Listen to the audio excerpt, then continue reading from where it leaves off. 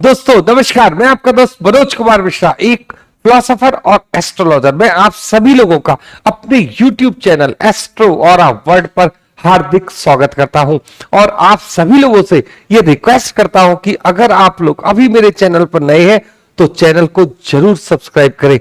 जैसा कि आप सभी लोग जानते हैं, मैंने अपने चैनल पर 27 के 27 नक्षत्रों की वीडियो अपलोड की हुई है। अब आप लोग ये देखिए कि आपका जन्म का नक्षत्र कौन सा है। जो भी आपका जन्म का नक्षत्र है, अगर आपको वो नहीं पता है तो मैसेज कर दीजिए, मैं आपको बता दूंगा। और अगर आपको वो पता है तो वीडियो जरूर देखिए, क्योंकि जन्म के नक्षत्र की ऊर्जा हमें पूरे जीवन भर देखनी होती है, समझनी होती है, वो पूरा इफेक्ट हमारे जीवन पर आता है। इसके अलावा एक और काम किया है कि अगर आप लोग अपने जन्म के नक्षत्र की पॉजिटिव ऊर्जा से जुड़ना चाहते हैं तो कुछ एडवांस वीडियोस मैं अपने चैनल पर लेकर आ रहा हूं। उसके लिए क्या करना होगा, आपको ज्वाइन बटन दबाना होगा और इस चैनल के मेंबर्स के लिए होगा वो वीडियो। तो उसमें क्या होता है कि मेडिटेशन के माध्यम से हम लोग अपने नक्षत्र की, मतलब जन्म नक्षत्र की पॉजिटिव ऊर्जा से जुड़ते हैं। तो आज हम लोग अगला टॉपिक अपना स्टार्ट करते हैं। आज का वो क्या है कि वृश्चिक लग्न वालों का ये जो अगस्त का महीना है, ये गोचर के हिसाब से किस प्रकार जाएगा, या ऐसे समझ लीजिए कि अगस्त के महीने में वृश्चिक लग्न वालों को गोचर किस प्रकार की ऊर्जा दे रहा है। अगर आपकी कुंडली में यहां पर पहले वाले घर में 8 नंबर का अंक लिखा हुआ है तो क्या है, आपकी वृश्चिक लग्न की कुंडली है। और अगर अभी तक आपने मेरी वो वीडियो कि वृश्चिक लग्न वाले लोग कैसे होते हैं नहीं देखी है तो आई बटन पर क्लिक करके जरूर देखें और जाने कि वृश्चिक लग्न वाले लोग कैसे होते हैं। तो देखिए, बात करते हैं सबसे पहले गोचर की। गोचर क्या होता है, ब्रह्मांड में इस समय जो ग्रह जिस राशि पर चल रहा होता है उसको हम क्या करते हैं, लग्न के हिसाब से उस राशि पर लिख देते हैं। फिर उसका जो भी वो रिजल्ट, मतलब जो भी वो एनर्जी दे रहा होता है, नेगेटिव या पॉजिटिव, उसको हम लोग आपके समक्ष रखते हैं। अब इस ऊर्जा का इस्तेमाल किस प्रकार से करना है, आपको अपने हिसाब से करना है, क्योंकि हर व्यक्ति का हर मिनट अलग अलग होता है। तो देखिए, सबसे पहले तो बात कीजिए, 8 नंबर है, मंगल आपका कहां है, यहां पर है। तो इस समय जो मंगल है 19 अगस्त तक आपके सिंह राशि में रहेंगे। उसके बाद कहां चले जाएंगे, 19 तारीख को चले जाएंगे आपके 11वें भाव में, मतलब कन्या राशि में चले जाएंगे। अगर हम सूर्यदेव महाराज की बात करें तो वो 18 अगस्त तक कर्क में है और उसके बाद यहां पर आ जाएंगे। 18 अगस्त के बाद ये यहां आ जाएंगे अपने ही घर में, मतलब सिंह राशि में आ जाएंगे। और अगर हम बुधदेव की बात करें तो वो 24 अगस्त को वक्री हो रहे हैं। और शुक्र की बात करें तो वो क्या होगा, 8 अगस्त को कर्क में आ जाएंगे। ये समय वक्री चल रहे हैं। तो इस प्रकार से ये गोचर की स्थिति हो गई। शनिदेव महाराज वक्री चली रहे हैं आपके 4th हाउस में, मतलब कुंभ राशि में। और राहु और गुरु दोनों कहां चल रहे हैं, आपके 6ठे भाव में चल रहे हैं। अब कुछ डेट्स के बारे में जिक्र कर लेते हैं। 1, 2, 29 और 30, इसमें आपको अपने भाई बहनों के साथ विवाद नहीं करना है, मतलब थोड़ा झगड़े वाली स्थिति देख रहा हूं मैं यहां, तो वो आपको उससे बचना है। 3, 4, 17, 18, 19 और 31, इसमें आपको जॉब चेंज नहीं करना है। मतलब आपको क्या है, जो भी आप काम कर रहे हो उसको उस समय वही करना है। इन डेट्स में जॉब का ऑफर आपके पास आएगा, लेकिन आपको वो पहले चेक करना है और इन डेट्स में जॉब आपको चेंज नहीं करनी है। 5 और 6 टाइम फॉर चिल्ड्रन से अपने बच्चों की तरफ आपको ध्यान देना है। 7 और 9 ये थोड़ा वो टाइम है जिसमें आपका शत्रु पक्ष आपके ऊपर हावी होने की पूरी कोशिश करेगा। 10, 11 और 24, 25, 26 ये आपको अपनी स्पाउस के साथ बिल्कुल भी विवाद नहीं करना है, मतलब टालिएगा आप इस चीज को। और 12 और 13 को हेल्थ इश्यूज आएंगे। अधिकतर ये बड़ी एज वालों के साथ 55-60 साल के जो हो जाते हैं उनके लिए है। और अगर आप अपने हिसाब से सोचते हो तो क्या होता है कि इन 2 डेट्स में हमारा किसी भी काम में मन नहीं लगता, क्योंकि चंद्रमा का जो गोचर होता है वो किससे संबंधित है, मन और स्वास्थ्य दोनों से संबंधित है। 14, 15, 16, 20 और 21 टाइम फॉर मनी है। ये आप इस चीज को कैश जरूर कीजिएगा, ये बहुत इंपॉर्टेंट टाइम होता है। 22 और 23 ये हमारा खर्चे वाला टाइम है। और 27 और 28 ये हमारा नॉर्मल टाइम जाएगा। तो इस प्रकार से दोबारा लौट कर आते हैं हम लोग अपने कहा उसी गोचर कुंडली पर। कहा इसका मालिक कौन है, मतलब वृश्चिक लग्न का जो मालिक होता है वो मालिक कौन है, राजा कौन है कुंडली का, मंगल। और मंगल इस समय कहां बैठे हुए हैं, ये 10th हाउस में, मतलब 10वें भाव में आपके कार्य क्षेत्र में बैठे हुए। और अब आप ये देखो कि कुंडली में एक का अंक कहां लिखा है, ये तो ये मेष के भी मालिक है और आपके लग्न के भी मालिक है। कहने का मतलब है कि लग्न का जो मालिक है वो कहां बैठा हुआ है, 10th हाउस में। उसका संबंध कहां से है, फर्स्ट से भी है। तो 1, 6 और 10 का संबंध ये बना हुआ है। इसका मतलब क्या है कि जिस क्षेत्र में आप हो, जहां भी आप वर्क कर रहे हो, वहां पर आपको पैसे से संबंधित प्रॉब्लम्स बिल्कुल भी नहीं आएंगी। अब आप इसको देखो, मंगल की दृष्टि कहां पड़ रही है, शनि पर महाराज पर पड़ रही है। तो क्या होता है कि ये थोड़ा सा जैसे माता का स्वास्थ्य है उसको प्रॉब्लम करेंगे, क्योंकि गर्म दृष्टि है। माता के स्वास्थ्य में प्रॉब्लम करेंगे। कोई चीज अगर आप खरीदने जा रहे हो जैसे प्रॉपर्टी वगैरह, शनि वहां पे सपोर्ट कर रहे हैं, लेकिन मंगल थोड़ा सा प्रॉब्लम। तो इसका क्या मतलब है कि जो भी चीज आप खरीदने जा रहे हो, जैसे लैंड खरीदने जा रहे हो या कोई मकान बना बनाया खरीदने जा रहे हो, तो एक बार उसके पेपर्स जरूर चेक कीजिए। दूसरी बात क्या कहते हैं, मंगल की दृष्टि देखेंगे 1, 2, 3, 4 कहां लग्न में जा रही है। फिर उसके बाद 5, 6, 7 और 8 इनकी दृष्टि जब मतलब अभी 19 तारीख तक कहां तक दृष्टि जा रही है इसकी, आपके 5th हाउस में जा रही है। 5th हाउस हमारा किस चीज का होता है, हमारे बच्चों का होता है, हमारी बुद्धिमत्ता का होता है, स्वास्थ्य का होता है। तो ये एक विवादित दृष्टि है, मतलब यहां पर एक गर्म दृष्टि कहां जा रही है, हमारे पिता और पुत्र के रिलेशन के ऊपर जा रही है, या बेटी की उस पर रिलेशन पर जा रही है। तो हमारे बच्चों के ऊपर इसकी दृष्टि जा रही है। इसका असर क्या है कि नो आर्ग्यूमेंट्स, आपको इस समय वहां आर्ग्यूमेंट्स नहीं करने हैं, झगड़े वाली बातचीत कोई नहीं करनी है। मतलब कोई भी मैटर होगा आपको उसे कैसे सुलझाना है, प्यार से सुलझाना है। उसका रीजन भी मैं बताऊंगा, क्योंकि 12 मतलब 5th हाउस का जो आपका मालिक है वो कहां है, 6 में पड़ा हुआ है। तो आप ऐसा भी देख सकते हो, आपने कहा कुछ और पता चला उसने उसका कुछ और अर्थ निकाल लिया और अपने चोट फेंट मार ली। इस टाइप की घटना भी घटित होने की संभावना है। तो अब मंगल देव कहां चले जाएंगे, आपके कन्या में चले जाएंगे 19 तारीख के बाद। अब इनकी दृष्टि पूरी की पूरी दृष्टि 7th कहां पड़ रही है, आपके फिर से 5th हाउस में जाकर पड़ रही है। फिर उसके बाद कहां पड़ रही है, यहां। तो आपके एनिमीज को बढ़ाएंगे और फिर उनका विनाश भी करेंगे। लेकिन इनकी ये वाली जो दृष्टि 19 के बाद यहां जाएगी, ये वही दृष्टि है जिसकी बात मैंने भी आपसे चर्चा की थी कि आपको किसी भी प्रकार से अपने बच्चों से संबंध अच्छे रखने हैं, बिल्कुल क्रोध से उनसे बातचीत नहीं करनी है। तो ये हो गई आपके लग्न की स्थिति। अब देखिए बात करते हैं हम आपके सेकंड हाउस की। और सेकंड हाउस किस चीज का होता है, पैसे का होता है, और इसके अलावा हमारे कुटुंब का होता है। इसका मालिक कहां बैठा हुआ है इस समय, मंगल के ही खाने में बैठा हुआ, मंगल की राशि में बैठा हुआ है, और कहां, 6ठे भवन में बैठा हुआ है। तो ये बहुत अच्छी स्थिति नहीं होती।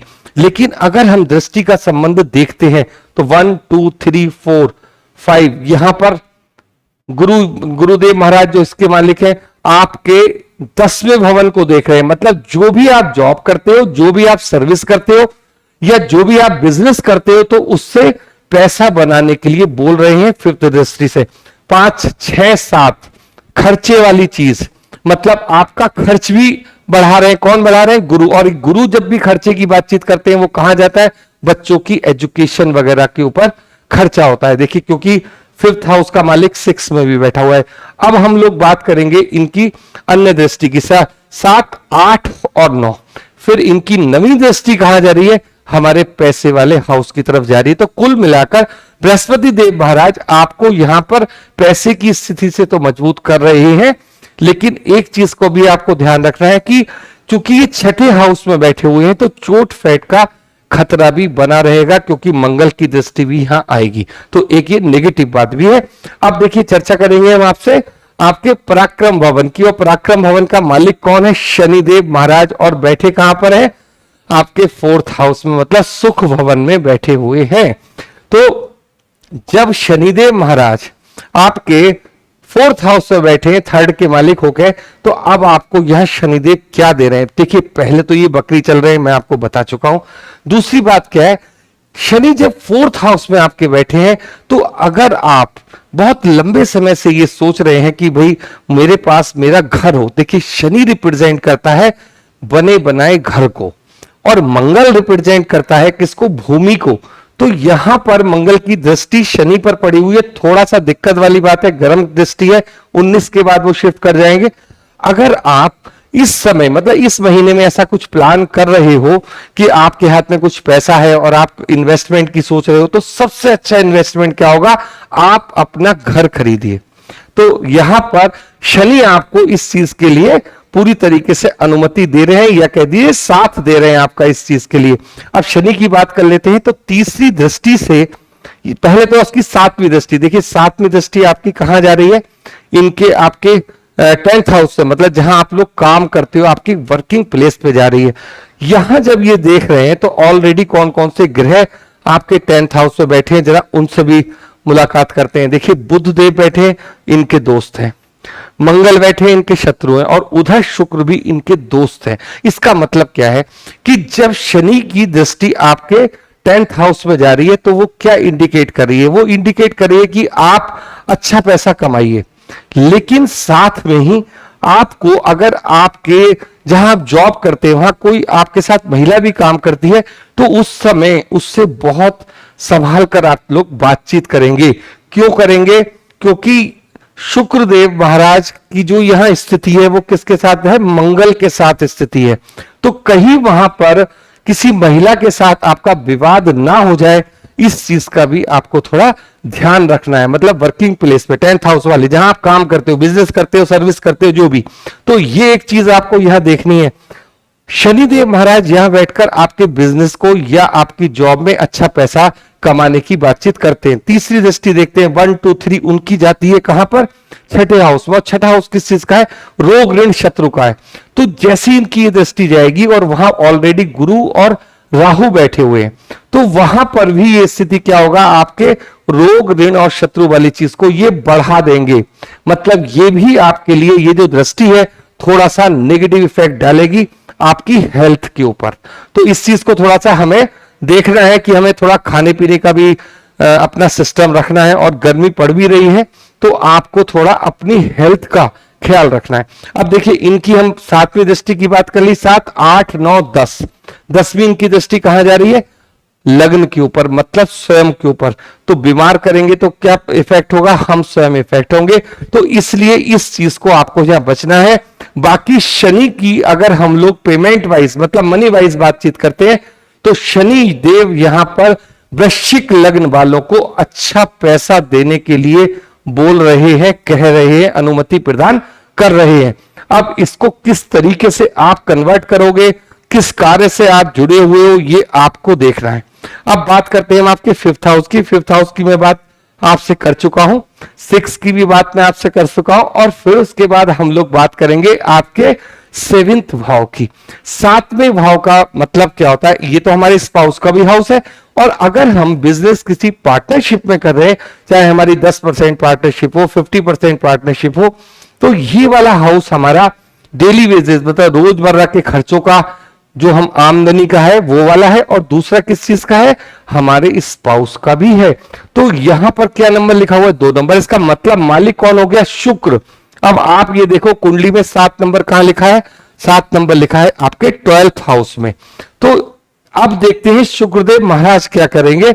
अब शुक्रदेव महाराज 8 अगस्त तक आपके 10th हाउस में बैठकर किस चीज को मजबूत कर रहे हैं, कहां से है, एक तो ये 7th भाव को मजबूत कर रहे हैं, और 12वें भाव को भी मजबूत कर रहे हैं। मतलब खर्चा भी खूब कराएंगे और पेमेंट भी आपकी जेब में अच्छा आएगा।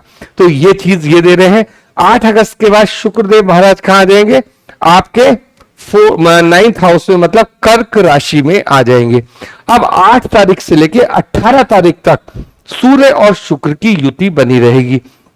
शुक्र की दृष्टि कहां जाएगी, आपकी यहां आ जाएगी 3rd हाउस पर। तो आपको यह बात जरूर देखनी है कि आपको अगर कोई भी काम आप ऐसा करते हो कि जो 3rd हाउस से संबंधित है, उसमें भी आपकी ये वृद्धि करेंगे। अगर आपका कोई भी ऐसा काम हो, मान लीजिए आप कोई मैसेज सेंड करते हो, फेसबुक से जुड़े हुए हो, यूट्यूब से जुड़े हुए हो, इस टाइप की बहुत सारी चीजें थर्ड हाउस में आती है। या बहुत सारे लोग घर से ही बैठ के ऑनलाइन वर्क करते हैं, तो उन लोगों के लिए जिनका वृश्चिक लग्न है, मतलब शुक्र जब 8 तारीख को यहां आ जाएंगे तो आपके किस चीज में वृद्धि करेंगे, थर्ड हाउस के कार्यों में वृद्धि करेंगे और भाग्य में वृद्धि करके आपको उसमें किस चीज में कन्वर्ट करेंगे, मनी में कन्वर्ट करेंगे।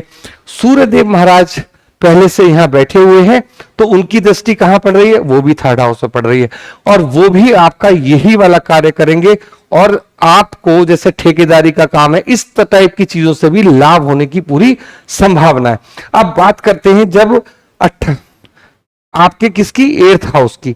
एर्थ हाउस किसका हाउस है, एर्थ हाउस है बुध का। अब देखिए पहली राशि तो उनकी यहां आ गई और दूसरी कौन सी है, लाभ भवन, मतलब 6। तो 8-6 का मालिक कहां बैठा हुआ है, हमारे एम्प्लॉयमेंट मतलब 10th हाउस वाले खाने में बैठा हुआ है, 10th हाउस में। तो ये भी क्या कह रहा है कि अगर आप कहीं ना कहीं कोई पुरातत्व से जुड़े हुए हो या ऑकल्ट साइंस के बारे में, या आप कोई एक रिसर्चर हो, या आप भूमि वगैरह से या भूमि के नीचे से जितनी भी चीजें निकलती हैं खनन वगैरह से जुड़े हुए हो, मनी लैंड को बेचने का काम करते हो, इस टाइप के काम से आपको लाभ दिलवाएगा। बुध क्योंकि एक कलाकार है, बुध एक मतलब दो लोगों के बीच के अगर हम देखें द्विभाषीय भी है, मतलब अगर आप देखो तो बुध एक अच्छा एजेंट भी है। तो जब ये 10th हाउस में आके बैठते हैं तो क्या कहते हैं, बुध अपनी वाणी के द्वारा, 10th हाउस में बैठा हुआ बुध अपनी वाणी के द्वारा मतलब इस तरीके से वो बातचीत को रखता है कि सामने वाले की जेब से तुरंत पैसा निकलवा लेता है। तो ये इसके अंदर टैलेंट है। तो जब आप बुध को देखोगे, मतलब 3 और 11 का जो मालिक है वो कहां बैठा है, 10th हाउस में बैठा है। इसका मतलब काम करने के लिए आप तैयार रहिए। अगर आप काम नहीं करते हो तो बुध आपका साथ नहीं देता। उसका रीजन क्या है, ये कर्म से जुड़ी हुई बात है, ये बातचीत करने का कलाकार है। ये चाहता है कि आप वर्क करो, तब उसके बाद मैं आपको कोई ना कोई रिजल्ट दूंगा। इसका मतलब क्या है, इसका मतलब यह है कि बुध एकदम से तेज तर्रार है। अब मान लीजिए आप 2 लोगों के बीच में लड़ाई हो जाती है, किन्हीं 2 लोगों के बीच में लड़ाई हो गई और बुध आए, इनसे भी पैसा लिया और इनसे भी पैसा लिया, इस तरीके का है। जैसे कि 2 बंदरों के बीच में एक बार लड़ाई हुई थी और रोटी को लेकर, तो कैसा हुआ कि वो रोटी दूसरा खा गया और उनमें से एक को भी नहीं मिली। ये काम है बुध का, मतलब उसे केवल और केवल अपना सोचना है। तो आप लोगों को भी इस समय कैसी अपनी मस्तिष्क को रखना है, कैसे विचारों को रखना है, इसी तरीके से रखना है कि 10th हाउस के बुध से काम लेना है। तो ये आपको सोचना है। और आप कहां कहां से काम ले सकते हो, देखियो 8th हाउस से ले सकते हो, 11th हाउस के कामों से ले सकते हो। ये सारी चीजें आपको सोचनी है, लेकिन बुध आपको देने के लिए बैठा हुआ है। आप अपने किसी भी काम से जुड़े हुए हो, उसको किस तरीके से बढ़ाना है, वहां से पैसा कैसे लेना है, ये आपका विषय है। देखिए अब हम लोग 10th हाउस की भी चर्चा कर चुके, 11th की भी कर चुके। अब बात करते हैं 12th हाउस की। और 12th हाउस में को जो देख रहा है, सबसे पहले उसे देखे, केतु बैठे हुए हैं। तो क्या करते हैं, केतु यहां पर इसका जहां केतु बैठ जाते हैं इस समय आके, तो यहां पर व्यक्ति के जो विचार होते हैं ना, वो थोड़ा मोक्ष की तरफ चलने वाले होते हैं। मतलब वो लोग सोचते हैं कि भाई ठीक है, अब हमने बहुत कुछ करा, अब हम साधना की तरफ भी जाएंगे, ये बहुत अच्छी बात है, लेकिन हम लोग सांसारिक हैं।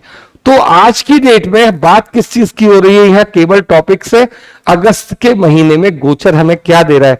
तो सबसे पहले देखेंगे कि 12th हाउस को देख कौन कौन रहा है। देखिए राहु देख रहे हैं, तो राहु यहां पर बहुत अच्छे नहीं माने जाते। क्यों नहीं माने जाते वृश्चिक राशि में, क्योंकि वो मंगल के उस पर बैठे हुए और लग्न भी मंगल से संबंधित है, और मंगल राहु को नीचा करता है। जैसे नीचा करने का मतलब जैसे एक महावत की तरह, महावत जैसे कंट्रोल करता है ना इतने बड़े हाथी को, तो आप ये समझिए राहु हाथी है और एक महावत उसे कंट्रोल करता है। तो जो कंट्रोल करता है हाथी को अच्छा लगता नहीं, तो इसलिए राहु यहां आपको बहुत अच्छा फल नहीं देंगे।